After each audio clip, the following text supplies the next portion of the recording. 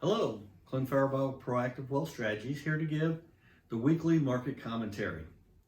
Stocks and bonds posted strong returns in 2020, despite a difficult year. Although that may be surprising, only for bonds.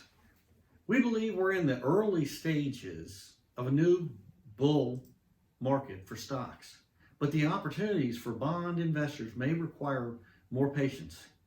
The investment landscape for both asset classes may offer new opportunities for investors in the new year.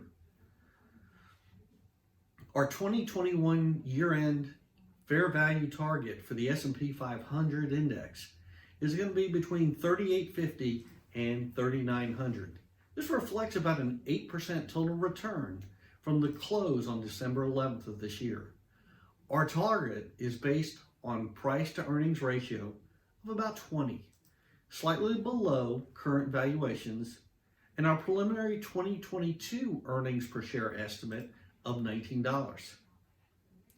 Skeptics might say that after the 64% rally of the S&P since the low of March 23rd, 2020, that the market may soon be out of gas. But what we found is historically the second year of a previous bull market has been rewarding for investors. We think this bull market is set up potentially for a better than average first 2 years based on the experience during the 2008-2009 financial crisis and the expected strong earnings rebound.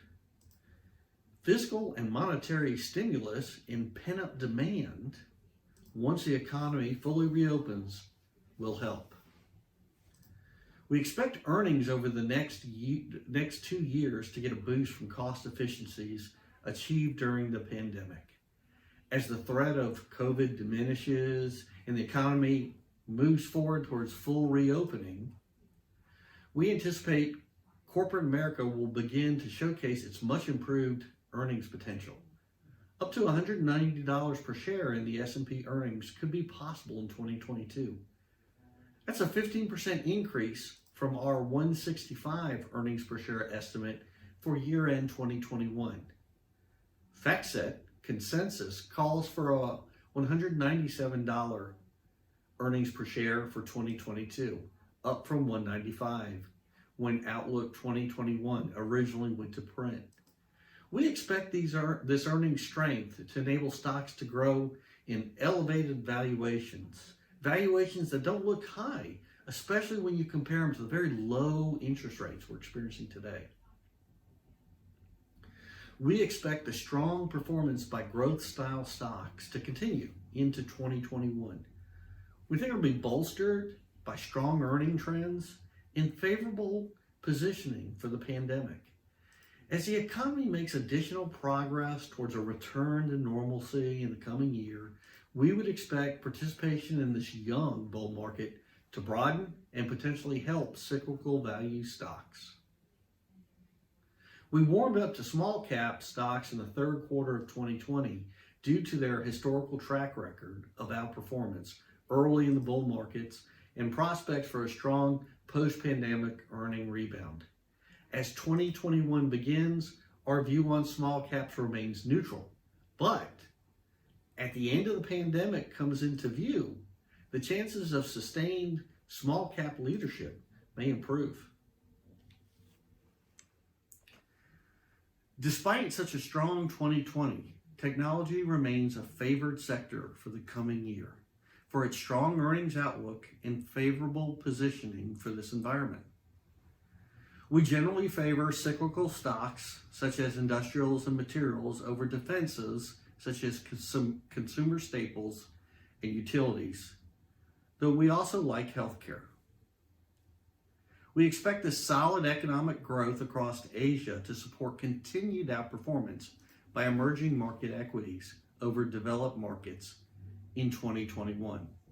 As more durable global economic expansion materializes and the US dollar potentially weakens further. Performance for Europe and Japanese stocks may improve, with an edge to Japan based on massive stimulus efforts and relatively success containing the COVID-19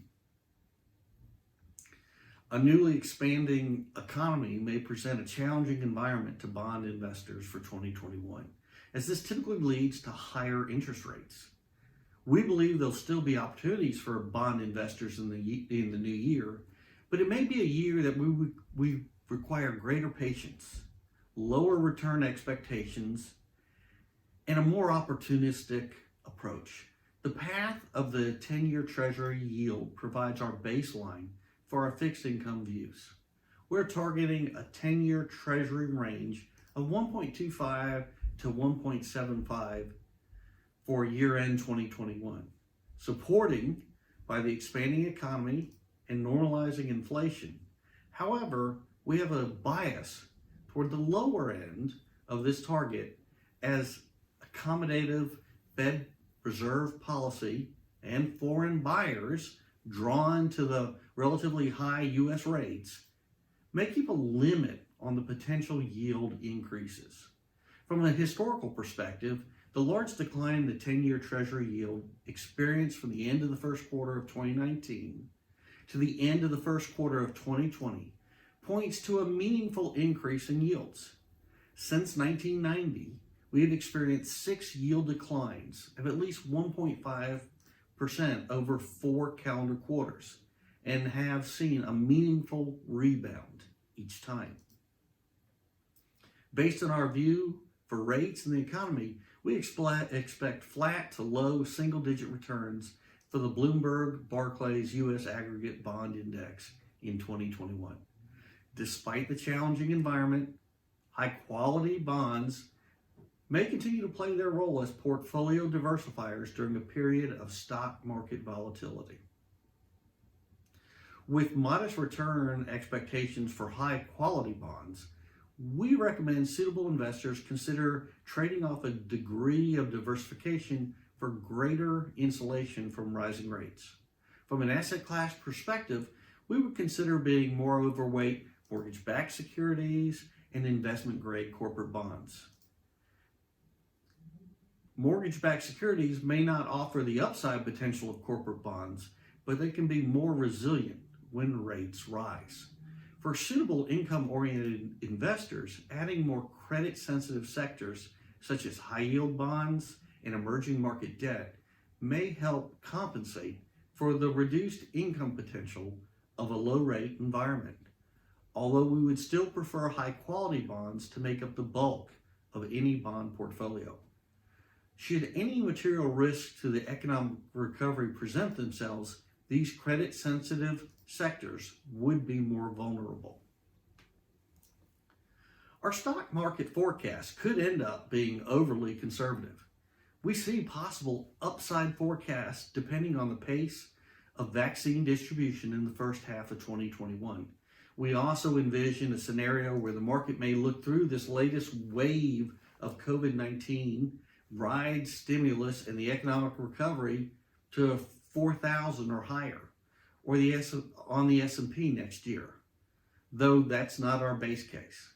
While we expect U.S. Treasury 10-year yields to rise modestly to a range of 1.25 to 1.75, a better than expected economic recovery could cause an upside surprise to our yield forecast.